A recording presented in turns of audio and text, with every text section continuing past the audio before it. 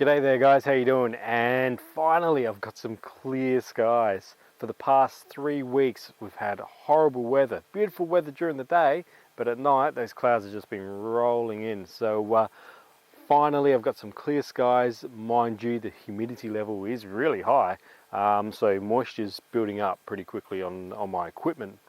But it's only going to be another hour or so before the moon rises, so I thought I would dart out and shoot this video and capture some shots of the Milky Way. Now, just over to my left, hopefully this light here isn't distracting or causing an issue, but I've got my new Z5, Nikon Z5, shooting a time lapse with the Genie Mini 2 or Syrup pan and tilt head over there. So I'm pretty excited to see how that turns out.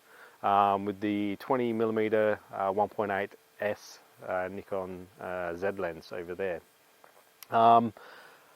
With all these cameras I seem to be accumulating at the moment, I've only got 2 tripods. So my little Z50, which is recording this video, is balancing on the back tailgate of my Jeep.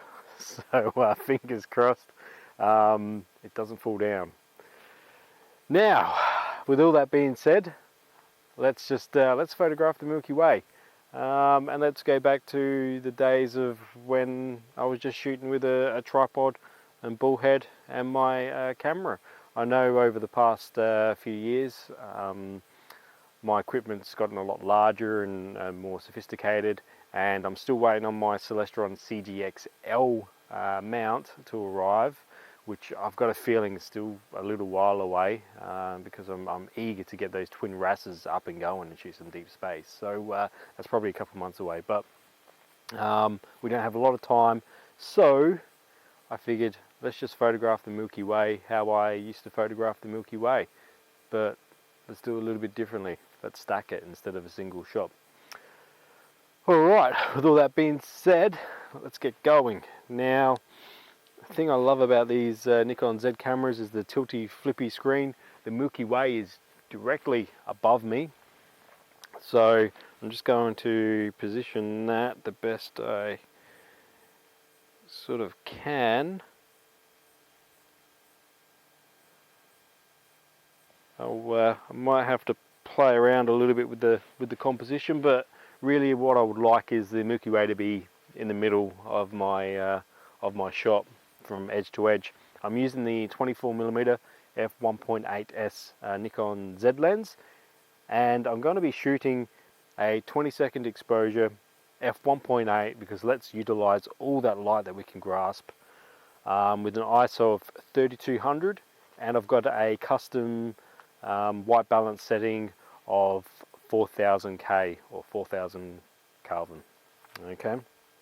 So I'm just going to take this shot here and get the composition right, and then we'll proceed to the next step. Okay, so I've got the Milky Way right in the middle of the frame, going from left to right there, but I can see on my histogram here, my color channels, my red, green and blue. My blue channel is a little bit too much to the right, so I'm going to add a little bit more warmth into my white balance and see if I can try and align those color channels up a little bit more. Now, I am shooting in camera raw, so yes, I can adjust the white balance in post, but I do like to try and get my my shots the best I can in camera, and even if that means getting my white balance a bit better corrected. So we'll just fire that shot off and see how that looks. Yeah, beautiful. That's so much better there. I've only just tweaked it slightly, so it's about 4300 K, but it's just enough to get that those color channels aligned a little bit better. Alright, so as I said earlier, we're going to be stacking this Milky Way shot. So I'm going to going to take a series of photographs. I'm not too sure how many yet I want to take. Depends on how serious I want to get, and to be honest with you, tonight's just about having a bit of fun. So I think I'm just going to shoot 9 frames. And to do that, I'm going to use the function in the Nikon Z camera here, and it's in most of the high-end Nikon DSLR, not high-end, mid-range up cameras, I'm pretty sure, with the Nikons. I know the majority of the Z cameras all have it. So it is interval timer shooting, and I'm just going to set the interval and shots to 1 times 9, which means that it's going to take 9 photographs repeatedly. So once I've selected that, I'm all ready to go. My focus is, I know my focus is spot on. And another thing I love about these Nikon Z cameras is once you've got your focus set in and your settings all dialed in, you can save that user. So custom like user 3 or user 2 or user 1, so you can use one of those custom settings there, save it. I save it to U3, and it seems to save your focus as well. So every time I turn on my Z camera with the 24mm 1.8s, my focus is perfect and ready to go. So that's a pretty cool thing I've noticed too with the mirrorless cameras. It's enough talking, I think, don't you? So let's turn off the light and get shooting. So I'll report to you back in a little bit. Alright, so we just finished taking our series of images. I decided to go to 18 instead of 9. And I just want to talk a little bit about my exposure and what I look for. So in my histogram, after I've taken my image, I review it and have a bit of a look, and I go, okay, yep, my color channels all look very well aligned. My white balance is quite nice then. But my actual data, I like to try and get in the middle of the histogram. For me, so that's basically more in the mid-tones. I'm not going to really blow out any highlights or anything like that. So by getting my data in that middle of that histogram, I'm going to get as much detail as I can in my Milky Way photo.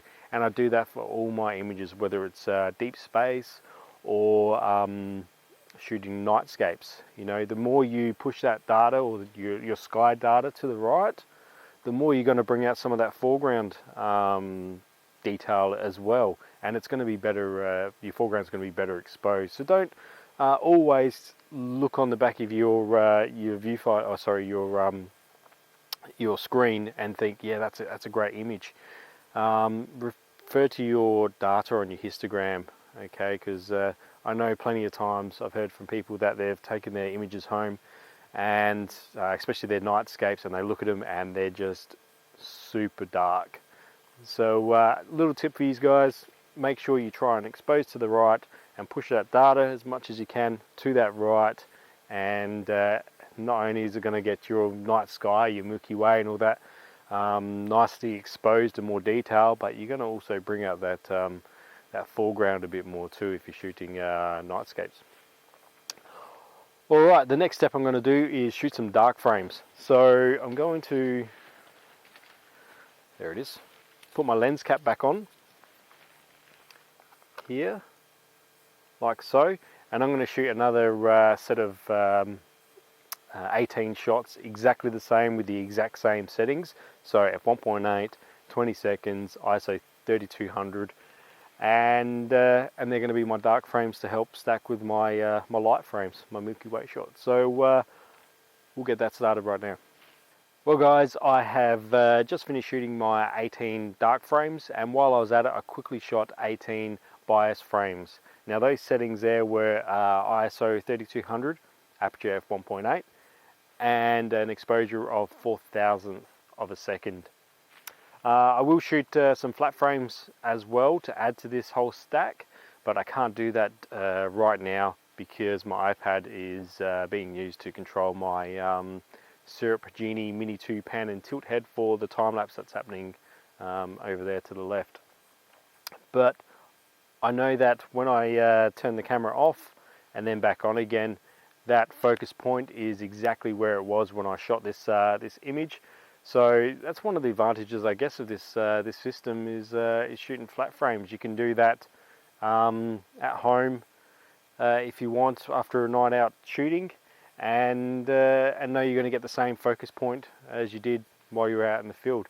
It doesn't matter if I move this focus ring at all. The moment I turn it on, the focus will be there because it's all electronic these days.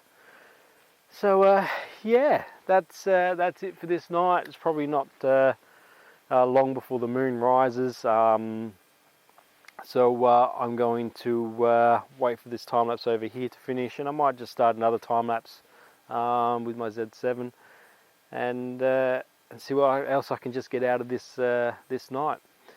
If you've got any questions regarding any of my time lapses, if you want to see maybe a bit of a shootout between the Z7 and the Z5 for some Milky Way action, let me know in the comments. If you've enjoyed this video, don't forget to give me a big thumbs up. I love every thumbs up and every comment I get from you guys. I try to reply back as much as I can with that. Yeah, so that's it for me tonight. Alright guys, well, until next time, take it easy. See yous.